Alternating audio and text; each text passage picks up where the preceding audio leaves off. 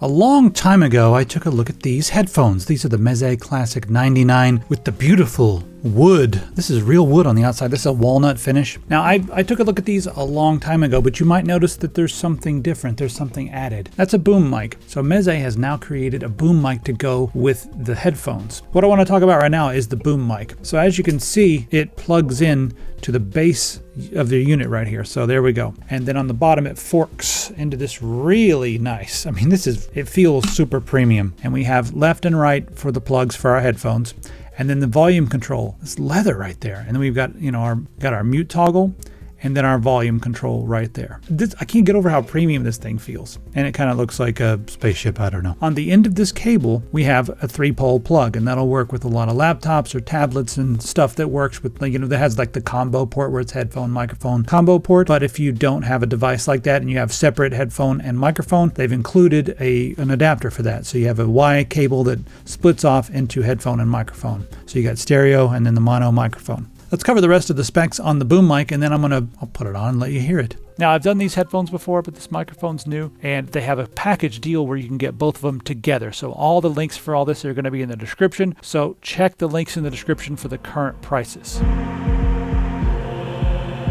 If you haven't seen our mouse pads, they are gaming grade all the way. I went over there to China myself and found a rubber company that does really nice gaming grade surfaces, but also really nice surface on the back. And that's allowed me to make these a little bit thinner than some of them you may have used, which I like. It's still extremely durable and will not move around on your desk. And then third parties have tested our mouse pads and discovered that they're as good or better than any of the other major gaming brands that are out there on the market. And you're going to get these for a fraction of the cost right now because we have a coupon code, half price, with Happy Mouse. So just head over, grab a mouse pad or a desk mat, use coupon code Happy Mouse, and get yourself a new fancy surface. epicpants.com. All right, let's get back to the video.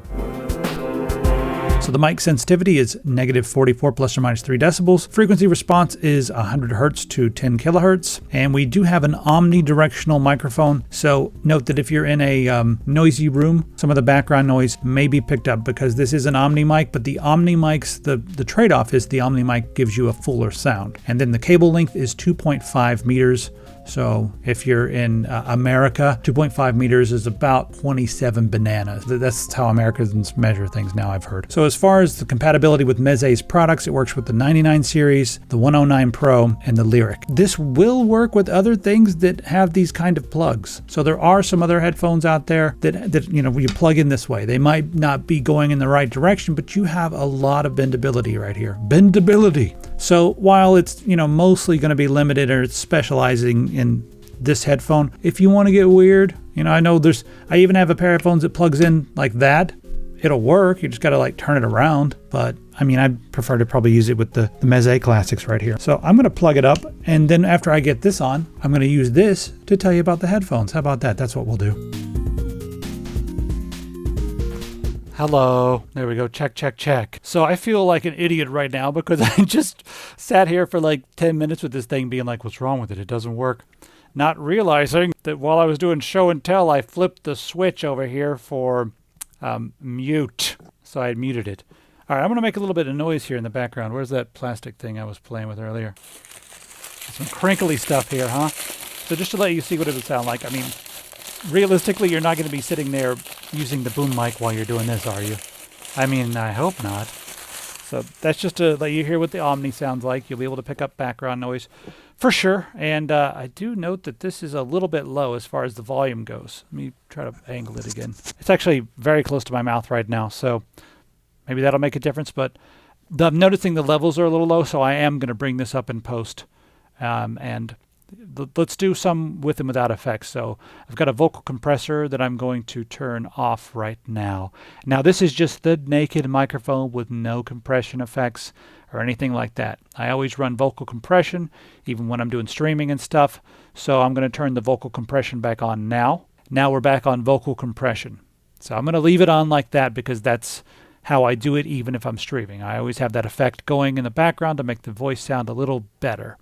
All right, so let's talk about the headphones, shall we? So these have been out for quite a while. They've got 40mm transducers, they say. The drivers on the inside. Frequency response range is 15 hertz to 25 kilohertz, and these are 32 ohm. The weight's 260 grams, and the clamping factor, they look like they're going to have a stronger clamping factor than they do. But yeah, you definitely can feel them on your head, but I'd say you could wear them most of the day without any problems. They're not squeezing my head in an extreme way. These are premium headphones. They're made in a premium way. You've got the nice big metal going across the top, so very sturdy. They don't have a lot of movement in the cups. They do kind of move a little bit, but they're not designed to, they're designed for people with a normal shaped head. So sorry, weird shaped head people. You don't need any adjustments because we have a floating headband right here, and it's pretty firm. It's staying on there pretty good. So no complaints as far as that goes. Now I want to take a look at some frequency response ranges, or some frequency response charts. I don't have the equipment to do that myself, but you know what I do have? I've got this. I've got reviews from other people, and I can scroll down and see the frequency response charts. Now, they do put that on their website as well, but I wanted to show you third-party websites. This frequency response chart is very interesting to me, and there's a couple different reasons. This one's a little prettier, and they're both very similar. So let's take a look at this one. So there's 0. And if you don't know what this is, imagine this is your EQ, and this is the response that you're going to be getting from this. So over here in the high ranges, I'd say most men over 30 are not going to be able to hear too much up in this area. That's super high pitch. And right in here, you're getting a little bit of a bump and a little bit of a sparkle. And that's going to make a lot of the classical music, a lot of guitars and stuff sound pretty good. Now, male vocals right in here, this range, and then female vocals going to be right around in here somewhere. So that's what you're going to get with that. Now, mostly, it's kind of up and down in the middle. Don't have too much of a dip here. The hi-fi sound is kind of a lot over here and a lot over here, but this is not exactly that. It's not chasing that same trend. It's trying to go for something that sounds more analytical, but pleasing at the same time, in my opinion. That's kind of what we get. So over here, the bass is also, it's bumped up, but it's bumped up all throughout the lower ranges. See this? And it makes it sound a little bit boomy. I don't mean that in a necessarily good or bad way. It depends on what you're listening to. So when you're listening to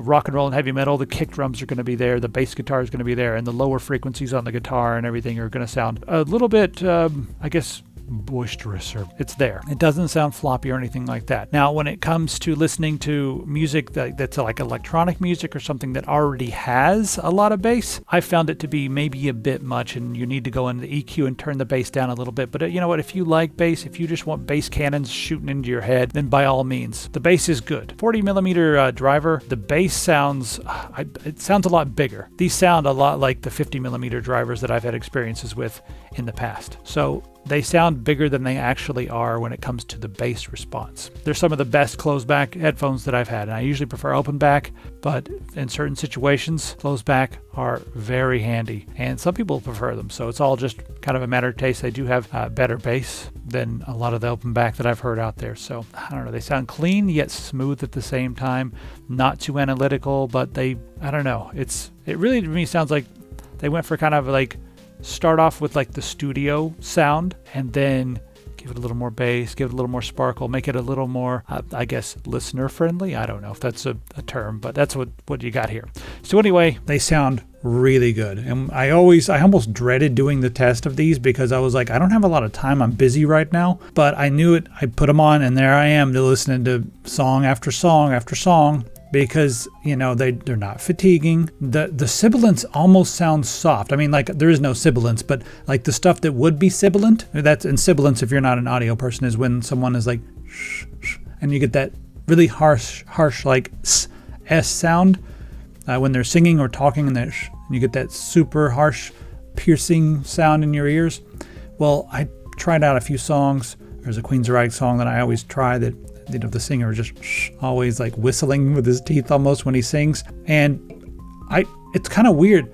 It sounded smooth and soft, and that's a first when it comes to any headphones. Normally you can hear it and you're like, yeah, that's a pretty harsh S sound, but it's not ringing in my ears. This one, it sounded like it's weirdly buttery smooth, y'all. I've been doing all this with this microphone. Let me know how you think it sounds in the comments. Let me know what you think of this set. Right now they have the entire set on sale, so the links are going to be in the description for this. Let me know what you think about it.